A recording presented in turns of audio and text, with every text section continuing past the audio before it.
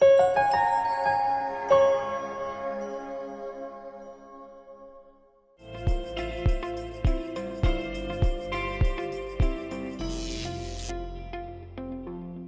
guys, this is James from Discover China, and we're in the top southern city of Guangzhou. In a few moments, we're going to take a stroll around the block here, and we have a very special guest who's going to be joining us. So this is the one and only Michele Ponte, all the way from Rome in Italy. You want to say hi? Hello everyone, nice to meet you.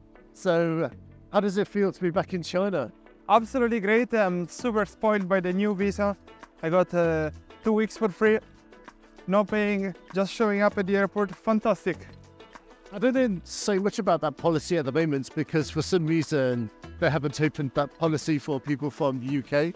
I don't know, you guys got out of Europe, it's your fault, not my problem. Is it very easy to use? Yeah. Policy, yeah. Completely easy, you just need a ticket and then you get in and get out. And it's valid for 2 weeks, right? Yeah, or 15 days. I'm gonna use it for 2 weeks. Okay, yeah.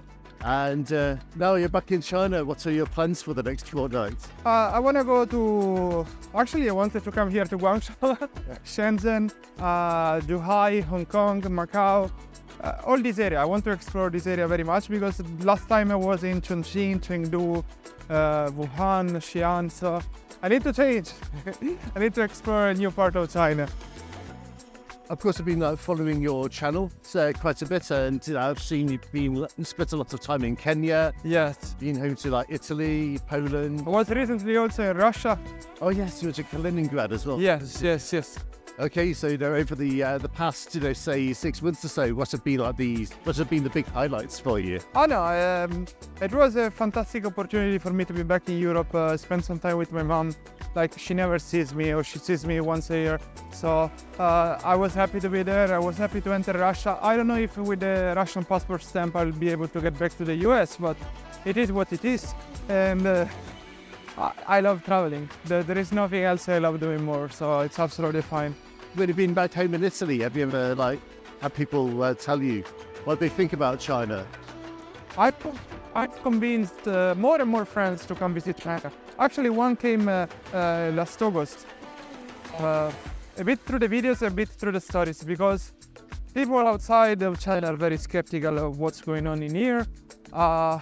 They see the country in a way that doesn't really represent the reality, but you know how it works on Western media. So they don't know that I could leave my telephone hanging like this, and 99.9% cases it will not get stolen. So it is what it is. It takes some time to change people's perspective. But they know that China is growing because they notice many Chinese tourists spending lots of money in Italy, so they know that something good is happening. Yeah. So, out of all these visits to China, have you ever encountered any problems before? No, the only problem is the language. The language barrier is huge, and the country needs to do some apps that are translated in English for tourists coming here. I think there are millions of tourists coming every year, so if it would have been a bit easier to get tickets, pay for stuff, connected to international cards. Now, fortunately, WeChat is accepting one of my cards. In the past, it never worked. I was forced to use Alipay, but I cannot charge it because they cannot verify my identity somehow. It's so complicated as a foreigner to pay in China, especially not one that is living here, but one that is coming as a tourist. So most tourists are forced to use cash, and they cannot charge their account if they are able to activate Alipay. So I don't know, there are many things that could be fixed, but takes some time. Sure, and I suppose in the early days for me, the language barrier was a bit of a problem, and it took me a couple of years to get over it. Yeah. But I tend to find, though, for the main things, when you're going through immigration, or I suppose maybe the banks, maybe aren't always that great at English, but places like, hotels and all that. I think, for the essentials, you can still find people who... Yes, but you grew up with the country, so you saw the development, you learn on the way. A tourist doesn't have the time to learn and to spend time here. He has 2 weeks. So in a 2 weeks vacation, you try to achieve the max possible. And I know that Alipay and WeChat, they can fix everything, but it's gonna take some time. Okay, yeah, so your hometown is in Roma. Right, in Roma? Yes. Yeah. Yeah. That's where I grew up. But then my mother is from Poland. So every summer I spend like August in Poland. So I speak Polish. You can speak Polish too? Yeah. Wow. I cannot write it, but I can speak it. It's amazing. It's pretty useful when I see grandma and my cousins and so on. You know, there are cousins who speak great English and others where they answer to me in Polish, like your daughter, so to you in Chinese. So I need to adapt. So, what is life like in Rome nowadays? So, Good place to live, would you say? I think it's a great place for vacation, not a place where to work. And life in every country is good when you have money, when you can afford such a Lamborghini.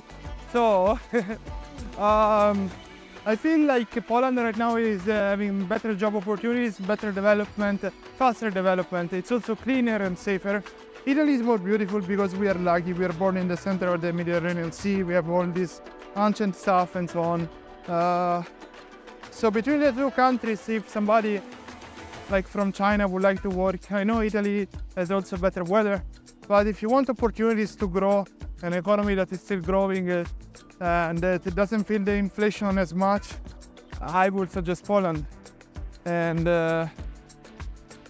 Poland is more like these Chinese cities, like Warsaw, for example. Very organized, very clean, very safe. Yeah, I've never been to Poland, but you know, when I was 20 years old, I went on the Erasmus scheme. Yeah, where did you go? So I went to the University of Pavia. Ah, yes, you mentioned it. Halfway between Milan and Genoa.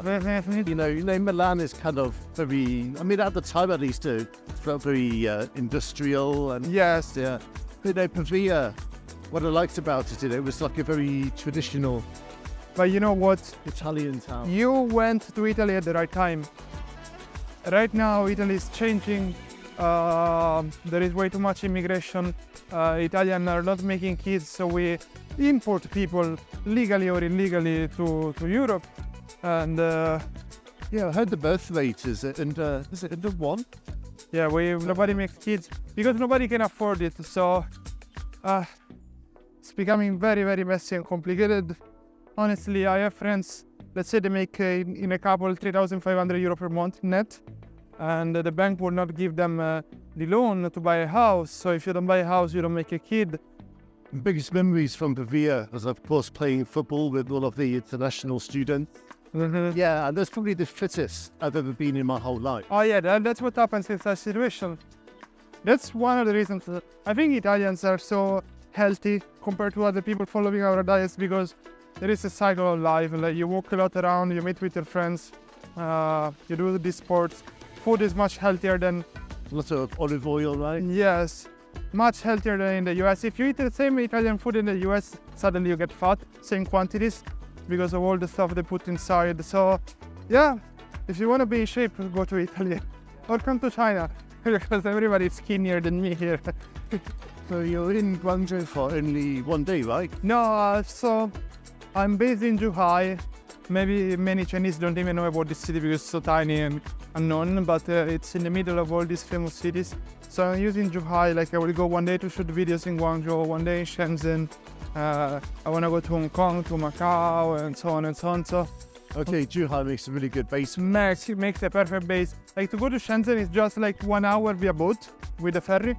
So here is 1 hour to get to Guangzhou, 2 hours to get to Hong Kong, 5 minutes to get to Macau.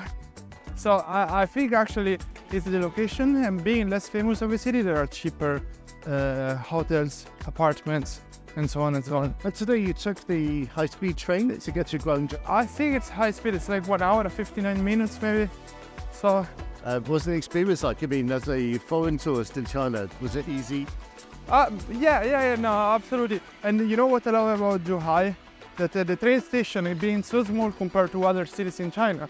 It takes 3 seconds to show the passport, get in immediately. Like if you are in Chongqing or some major cities, you have to get on the line, wait. And it takes you 30 minutes, 1 hour to get to the station in Zhuhai, 5 minutes you're inside. Oh, amazing. Okay, so getting in and out is... Yeah, it feels more like Europe, you know. Maybe because the city is smaller, so... Yeah, it totally feels like Europe when it's fast to get inside the train station. I look forward to seeing all of the videos that come out of it. I appreciate it. At the end, I will spend 1 month in China because I will do like 2 weeks, get out, then get in. Because, you know, if you go to Hong Kong or Macau, you get out. Yeah. So it's gonna be 1 month. I'm gonna produce at least 4 videos. I'm gonna try to make more, maybe a few live streams. Let's see what happens. Okay, well, it's been fantastic seeing you again today. Likewise, yeah, David. big pleasure. Yeah, and going to follow your videos in China very closely I over appreciate the it. next 2 weeks, and I really hope you can beat that 100,000 subscriber mark. Very soon, no doubts, no doubts.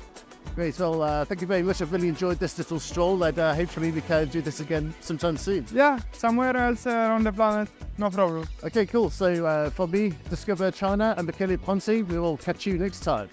Bye.